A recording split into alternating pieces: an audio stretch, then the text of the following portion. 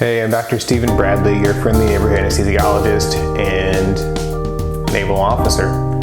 This video, I'm going to talk about how I promoted to O-4 in a little over a year.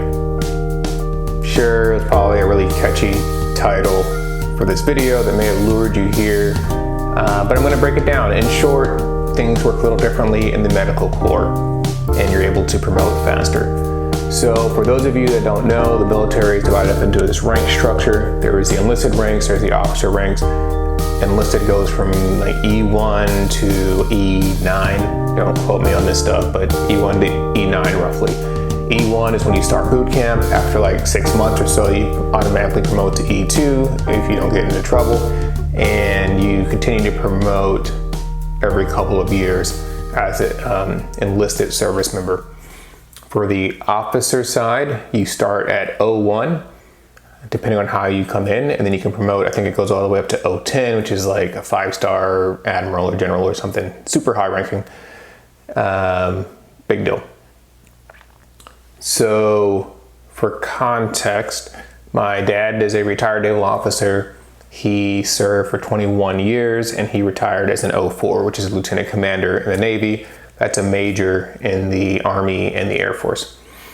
My little brother's a naval officer. He's been in for about 7 or 8 years.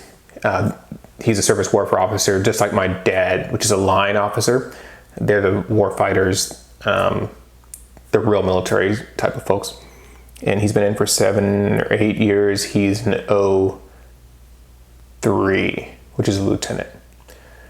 So depending on how you enter the service, you're already deciding, are you coming in as an enlisted person out of high school or probably without, having completed college, or are you coming in as an officer?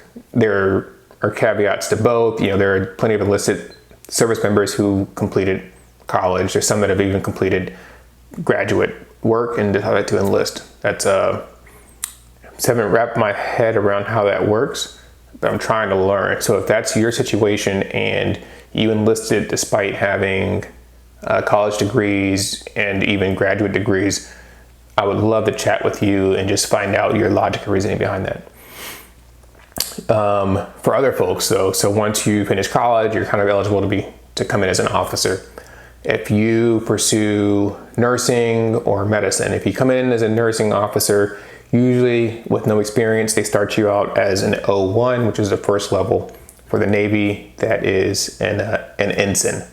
O1, after I think 6 months or a year, it's based on time, you promote to a lieutenant junior grade. And then after a prerequisite amount of time, you will automatically promote to a lieutenant. I want to say it's like 2 years or 3 years. So but in the first 5 or 6 years as a nurse corps officer, you should make lieutenant, which is an O3. Then you'll be there at that rank for, 5 years, 7 years, and then promote to O4. For those of us in the health sciences, so medical school, if you go to the military's medical school, I want to say you're an O1 during most of your medical training. By the time you finish, you automatically promote to O3. So after 4 years of medical school, you'd come out as an O3, a lieutenant in the Navy, a captain in the Air Force and Army, which is ironic because captains are O3s, but then the Navy captains are O6s, which is a big deal. The equivalent to an O6 or a captain in the Navy for the Army would be a colonel. People say a full bird colonel. It comes from the collar device that shows your rank. It's a bird. Anyways, you'll come out of residency as an O3. So for most folks, if you join the military through HPSP or FAP, you're coming in as a resident, or sometimes even as an attending physician. You'll come in as an O3 or lieutenant in the Navy. That's what I did. That's what one of my partners did as well. For me, I finished college. I did a 1-year master's program.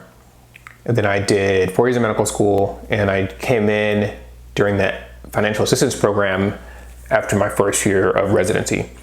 So as you sign up to join the military, you want to make sure all of your dates and times on your CV and your educational history is accurate, because that will actually go into calculating your promotion timeline. Big deal that can make you extra money, down the road, but it's something that you have to be aware of. Make sure you get credit for all of the educational things that you've completed. So because of my master's degree, which was an extra year, it was that extra year of time or experience that was added into my military records. For contrast, I have a colleague who practiced as an anesthesiologist for 12 or 14 years, and this person came into the Navy as an O-4, as a lieutenant commander, which again is what my dad retired at after 21 years. So because of my educational history and an extra year, every year that you're in the Navy or in the military, you're putting in these FITREPS or fitness reports, and they catalog everything that you've done for the last year. You'll make a list. It's like a letter of recommendation that you write yourself, and you say, Lieutenant Bradley is an outstanding leader. What the heck?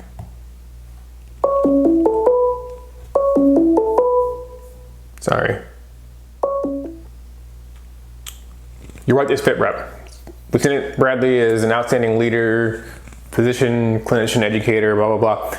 The best, you should promote him. And then everybody at that rank, all the medical corps officers, all the physicians at the same rank, all of our fitness reports get piled together. They go up to the commanding officer of whatever unit or hospital you're at, and that officer decides where you fall, and this goes into your promotion. So there's levels. There's below zone for promotion, end zone for promotion, and above zone for promotion. So out of the 1,000 lieutenant medical corps officers, and for sake of example, maybe 500 are below zone, there's 250 in zone and 250 above zone. So the in zone and above zone can have these certain percentage of getting selected for promotion. A couple of folks in the below zone may get selected early. And that's kind of how the promotion cycle works. Because of my time in education, I came in as an O3 in 2018, and I was in zone already at the time. So I just had to wait till the next summer when the ranking boards come out. When the ranking boards came out, I was selected for lieutenant commander. This is in 2019, so I'd been in just over a year. Those new promotions start to take effect in the next fiscal year. So October is when they started. And because of where I was on the ranking board, I was one of the first people to put on. Usually it's like 10% of folks will put on their rank that first month, or whatever percentage that they say, and I fell within that category. So October of 2019 was when I was able to put on lieutenant commander. So in a little over a year, I was able to promote to O-4, which is what I am today. So the moral of the story, it depends on how you join, and these are things that you should think about.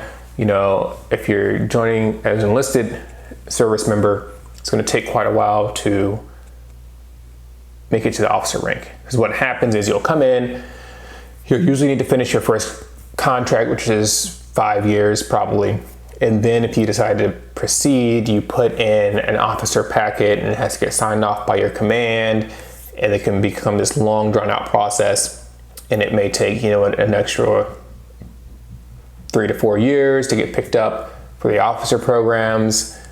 Alternatively, you could get out, use a GI Bill, go to college, and then come back as an officer. And depending on what you studied, you come in as an O1 or O2, they can give you credit and work with you on that. So education gives you kind of unlimited potential when it comes to your career in the military if you decide to be an officer. So definitely encourage all of the folks that I work with to use tuition assistance, which is extra money that you can get while you're enlisted to work on your advanced degree. I encourage my sailors to save that GI Bill for possibly when they get out to finish up and pay for college or graduate school. And then if they want to come back in the military as a nurse or as a physician, they have that option as well. So it's all about setting yourself up for success. finding the people that are where you want to be and asking those questions. So hopefully you found this information helpful. Happy to chat more. Subscribe to this channel. I'm going to be posting more about military medicine, as well as anesthesiology, diversity in medicine, the Black Hunters podcast, all that stuff. This is going to be a centralized hub for all that. And you can subscribe, leave a comment below, leave your questions. Also go to my website, StephenBradleyMD.com, and you can click the link to ask an anesthesiologist, and I'll answer those questions here on the YouTube channel. Thanks, and have a great Navy day.